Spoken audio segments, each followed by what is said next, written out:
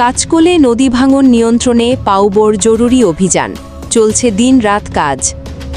কুড়িগ্রামের চিলমারী উপজেলার কাঁচকোল এলাকায় ব্রহ্মপুত্র নদের ডান তীর রক্ষা বাঁধে নতুন করে প্রায় ৬০ মিটার ব্লক পিচিং ধসে পড়েছে। তবে দ্রুত পদক্ষেপ নিয়েছে বাংলাদেশ পানি উন্নয়ন বোর্ড পাউবো। ধসের খবর পাওয়ার সঙ্গে সঙ্গেই নির্বাহী প্রকৌশলী মোহাম্মদ রাকিবুল হাসানের নেতৃত্বে প্রকৌশলী ও কারিগরি দল ঘটনাস্থলে পৌঁছে উদ্ধার ও প্রতিরোধমূলক কাজ শুরু করে। প্রথম পর্যায়ে ক্ষতিগ্রস্ত এলাকায় ৪০০টি জিওব্যাগ ফেলা হয়। পরে দীর্ঘমেয়াদী সুরক্ষার জন্য আরও ১২,০০০ জিওব্যাগের অনুমোদন দেওয়া হয়। ইতোমধ্যে কয়েক হাজারে জিওব্যাগ ডাম্পিং সম্পন্ন হয়েছে এবং বাকি কাজ দ্রুত গতিতে চলছে। বর্তমানে প্রকৌশলী ও কারিগরি দল দিন-রাত ঘটনাস্থলে থেকে কাজ তদারকি করছে।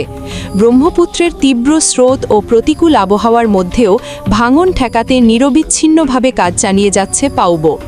নির্বাহী প্রকৌশলী মোহাম্মদ রাকিবুল হাসান জানিয়েছেন, প্রয়োজন অনুযায়ী আরও জিওব্যাগ সরবরাহ করা হবে এবং স্থায়ী সমাধানের জন্য সব ধরনের ব্যবস্থা নেওয়া হচ্ছে। তিনি আশা প্রকাশ করেন, আগামী ২-১ দিনের মধ্যেই পরিস্থিতি পুরোপুরি নিয়ন্ত্রণে চলে আসবে। স্থানীয় বাসিন্দারা বলছেন, দ্রুত পদক্ষেপে তারা স্বস্তি পেয়েছেন। তবে ভবিষ্যতে এমন সংকট এড়াতে টেকসই ও স্থায়ী বাঁধ নির্মাণের দাবি জানিয়েছেন তারা। এদিকে স্থানীয় সচেতন মহলের মতে, নদী ভাঙন রোধে অবৈধ বালু উত্তোলন বন্ধ, বাঁধের ওপর ভারী যানবাহন চলাচল নিয়ন্ত্রণ এবং সংশ্লিষ্ট সংস্থাগুলোর সমন্বিত উদ্যোগ নিশ্চিত করা প্রয়োজন।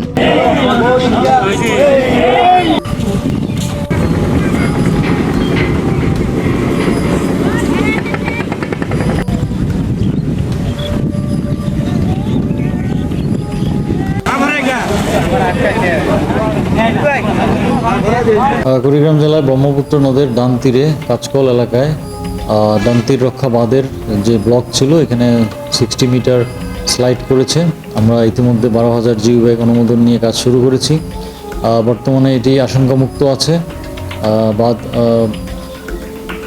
আমরা মেরামতের কাজ চলছে। আমাদের আগামী ৪-৫ দিনের মধ্যেই কাজটি শেষ হবে। তখন সম্পূর্ণভাবে এটি নিরাপদ হবে। আমাদের অবজারভেশন রয়েছে, আরও যদি কোথাও এরকম ভাঙন প্রবণ দেখা যায় আমরা তাৎক্ষণিক ব্যবস্থা নেব। এই বাঁধটি শুষ্ক মৌসুমে যদি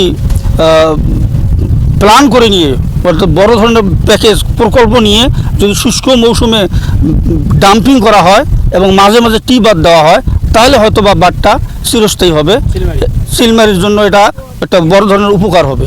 তো অত্র এলাকার মানুষের আশা আকাঙ্ক্ষা যাতে পূরণ হয়, এজন্য আমি সরকারের দৃষ্টি আকর্ষণ করে বলছি, আপনারা এটা সদয় অবগতি করে আমি অনুনয় বিনয় করছি যে আপনারা এই বাঁধটা চিরস্থায়ী করার জন্য যে প্রকল্পগুলো গ্রহণ করার দরকার, সেটার জন্য সরকার বাহাদুর করে। মনে করো এই যে ভাঙন ধরছে, এই যে ২,০০০ থেকে ৫,০০০ ১০,০০০ বস্তা আছে, এটা কোনো খাওয়া হয় না এই জায়গায়।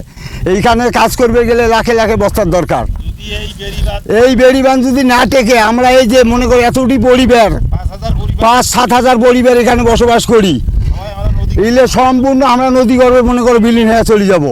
যদি অ্যাকশন সরকার না নেয়, তাহলে আমার আজ থাকার জায়গার কোনো আশ্রয় নাই।